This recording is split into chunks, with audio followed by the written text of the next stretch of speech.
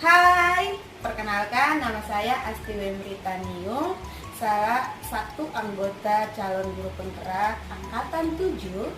Di sini saya akan mewawancarai kepala sekolah saya yang ada di dalam ruangan ini. Ayo ikuti saya ya. Selamat pagi Bu. Selamat pagi Miss Asti. Oke, Miss, saya mau mengganggu sedikit boleh? Boleh, silakan gitu. Saya ingin mewawancarai Ibu sedikit saja. Baik Miss, saya di sini ingin mewawancarai Ibu terkait tugas sebagai calon guru penggerak. Ini tentang keputusan pengambilan seorang pimpinan. Oke, sebelum itu saya minta tolong Ibu memperkenalkan diri biar semua orang mengenal Ibu. Oke, baik Miss Asti. Perkenalkan nama saya Sari Dewi Astuti, SPDDR. Saya sebagai kepala sekolah di TK Barunawati Kupang ya. Jadi kepala sekolah sudah lebih kurang 6 tahun. Oke, terima kasih Ibu. Kenalan yang singkat. Oke, di sini saya ingin mewawancara Ibu terkait sekolah Ibu yang sudah menjadi sekolah penggerak angkatan 3 ya. Oke, di sini saya mendengar bahwa ada berliku proses yang sudah Ibu hadapi. Tolong menceritakan sedikit tentang proses perjalanan menjadi sekolah penggerak.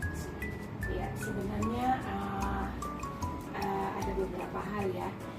Perjalanan yang begitu panjang dari proses sekolah TK Barunawati Kupang untuk bisa menjadi sekolah sekolah penggerak angkatan 3. Pertama hal yang saya hadapi itu dari perjuangan. Nah, perjuangan dari PSP angkatan 1 belum lolos, terus PSP angkatan 2 juga dinyatakan belum lolos, walaupun di kementerian lolos, namun di daerah sendiri belum lolos. Nah, namun puji Tuhan dengan semangat yang tidak menyerah dan ada dukungan dari teman-teman guru, juga dukungan dari orang-orang yang stakeholder lainnya, sehingga saya tetap melanjutkan untuk proses seleksi sekolah penggerak angkatan 3 dan puji Tuhan dinyatakan lulus. Ya, selain itu juga ada ini ya, ada liku-liku seperti saya diperhadapkan harus memilih antara sekolah penggerak menjadi fasilitator, karena memang awalnya saya seorang pendamping praktik ya, calon guru penggerak angkatan 3 seperti itu. Namun ketika di perjalanan bahwasanya tidak boleh untuk double job, untuk apakah saya harus melanjutkan ke fasilitator atau saya harus memilih sekolah penggerak angkatan 3 seperti itu. Namun ada beberapa pertimbangan yang saya pilih waktu itu, saat itu ya. Yang pertama dampak kalau saya fasilitator yang mungkin hanya untuk diri saya sendiri ya, dengan calon-calon guru penggerak, dan notabene mungkin belum tentu gurunya saya, belum tentu warga sekolah, anak murid dan sebagainya. Namun kalau sekolah penggerak, saya memikirkan dampaknya itu luas, karena selain saya yang dibekali, guru-guru saya juga dibekali, anak-anak juga kita juga belajar untuk memfasilitasi anak-anak untuk belajar sesuai karakteristik anak dan sekolah, dan terutama untuk orang tua juga seperti itu.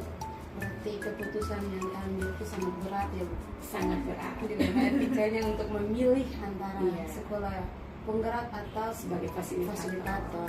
Wow, luar biasa Bu, pengambilan keputusan yang merasa berat untuk diambil, tapi sudah Ibu lakukan dengan sangat baik. Dari cerita yang sudah Ibu ceritakan itu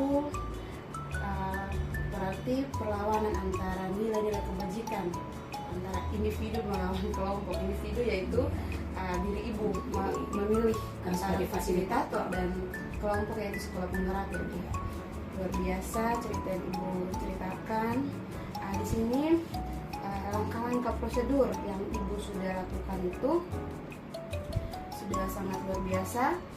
Tapi saya minta Ibu menceritakan sedikit dilema etika yang Ibu hadapi ketika mengambil keputusan ini. Ya, dua-duanya hal yang baik ya. Dua-duanya hal yang baik. Apakah saya sebagai fasilitator atau sebagai kepala sekolah penggerak itu merupakan hal yang baik dua-dua ya. Namun dampaknya seperti yang tadi saya sampaikan, kalau dampaknya sebagai fasilitator yang mungkin untuk pribadi ya, mungkin ada pemasukan, terus ya mungkin kita lebih dikenal luas karena kita melayani CGP mungkin bukan hanya di Kota Kupang tapi bisa di luar Kota Kupang juga yang ada di Provinsi NTT. Terus peningkatan karirnya saya secara pribadi yang dulu dari pendamping praktik naik menjadi fasilitator, dan itu pasti akan terbuka lagi menjadi instruktur seperti itu. Nah, kalau di sekolah penggerak baik juga, tapi dampaknya itu luas. Selain pendampingan dari kementerian selama lebih kurang 3 tahun, juga itu dampaknya luas untuk pengembangan sekolah dengan peningkatan kompetensi guru, dan juga untuk belajar tentang kurikulum merdeka secara menyeluruh. Berarti menjadi tantangan tersendiri ya Ibu. Iya. Antara memilih antara individu dan karena dua-duanya sama-sama penting ya. Tapi terima kasih Ibu sudah memilih untuk menjadi sekolah penggerak di mana ada terlibat banyak warga sekolah di dalamnya. Oke. Apakah Ibu dalam kelangsungan memilih pengambilan keputusan ini, Ibu menyelesaikannya secara pribadi atau ada sekelompok orang yang memberikan masukan tentang pengambilan keputusan ini? Kebetulan karena saya pernah terlibat menjadi PP, terus sekolah penggerak ini juga perjuangannya cukup panjang ya, karena dari tahun 2021 ya, dari 2021. Jadi perjuangannya sama-sama ya dari 2021-22 ya, maksudnya sekolah penggerak juga dari 2021, terus pendamping praktik juga dari 2021 seleksinya, namun hanya di tengah jalan kan sekolah penggerak angkatan 1 tidak lulus, terus PP-nya yang lulus seperti itu. Untuk pengambilan keputusannya saya melakukan pertimbangan secara mandiri ya, karena sudah tahu nih fasilitator ini apa, terus sekolah penggerak ini apa, dampak luasnya seperti apa, dampak jangka panjangnya seperti apa. Itu keputusan yang memang luar biasa dipilih ya Bu. Iya. Oke. Dari semua hal yang sudah disampaikan oleh Ibu, pembelajaran apa yang dapat dipetik dari pengalaman pengambilan keputusan ini? Pelajaran yang pertama itu ikhlas.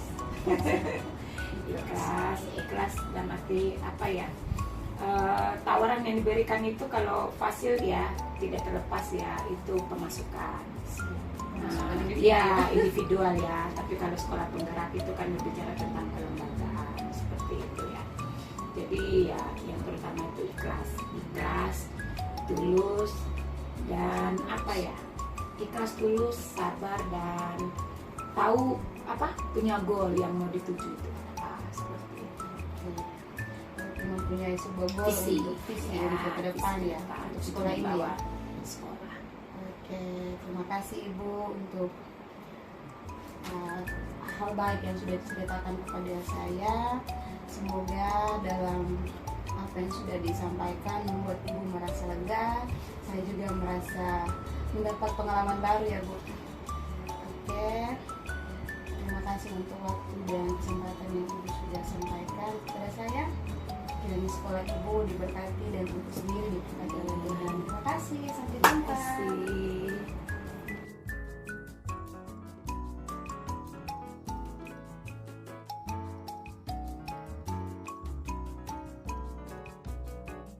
Hai, perkenalkan nama saya Asfi Wimrita Niu, salah satu peserta guru penggerak Angkatan 7 Kota Kupang tahun 2023. Hari ini saya sudah bersama dengan seorang kepala sekolah yang cantik yang bernama Ibu Rilia. Ibu Rilia dari TK mana? Dari TK Kasiobel. Oke. Ibu Rilia adalah kepala sekolah TK Kasiobel Kota Kupang. Selamat siang Ibu Rilia. Selamat siang, Ibu Asti. Oke, Ibu Rilia, saya mau wawancara sedikit mengenai pengambilan keputusan dalam seorang pemimpinan.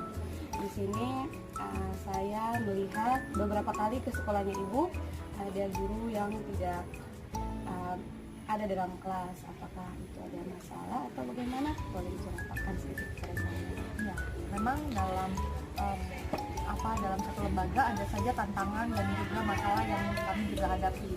Nah, salah satu mungkin dalam hal guru kami pernah mengalami seperti yang disampaikan tadi oleh Ibu Asti.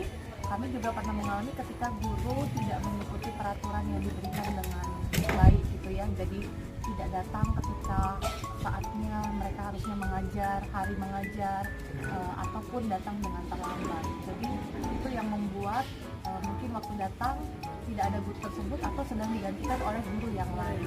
Seperti itu. Berarti guru ini tidak mematuhi peraturan. Iya, betul.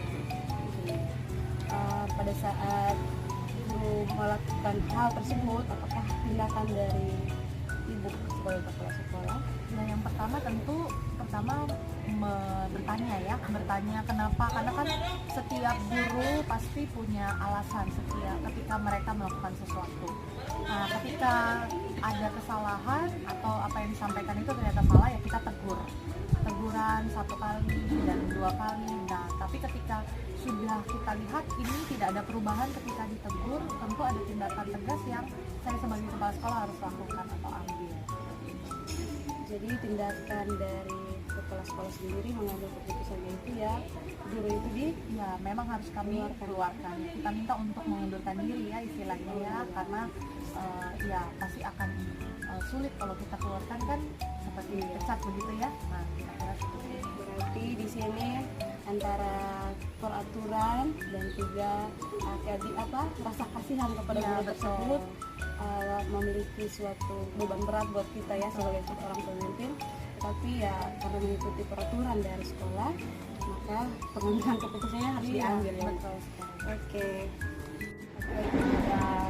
Yang berikutnya itu tentang pada saat pengambilan keputusan itu apakah dibicarakan secara sepihak atau diputuskan secara lembaga. Yang pasti pertama kali itu kita bicarakan bersama-sama ya, karena kan ini menyangkut dengan masa depan dia. Bagaimanapun kan seperti yang tadi dibilang ada dilema ya, kita juga harus memperhatikan guru ini, rasa kasihan juga, tapi juga keputusan itu tentu praktiknya dari kami sebagai lembaga. Walaupun dari awal kita sudah sampaikan ada konsekuensinya, nanti kalau kamu tidak melakukan seperti yang kita sampaikan ada konsekuensinya. Tapi terakhir tentu kami sebagai lembaga yang harus memutuskan hal itu. Siap.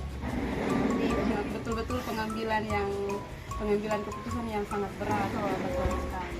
Yang mana kita menaruh nasib orang lain ke dalam. Ya, dan itu sebenarnya bukan kita jadi marah ya, tapi lama-lama kita jadi sedih ya, karena Kasihan, mereka sebagai guru mereka sebagai guru masa depannya dia juga, dan itu bukan sesuatu yang mudah bagi kita sebagai kepala sekolah. Siap. Oke, terima kasih Bu Rilia. Sama-sama. Dari ceritanya itu sangat luar biasa, pengambilan keputusan yang betul-betul dilema etika bagi seorang pemimpin dan juga sebagai seorang guru. Terima kasih banyak Ibu Rilia untuk Sama-sama, waktunya. Ibu Tuhan Asti. memberkati.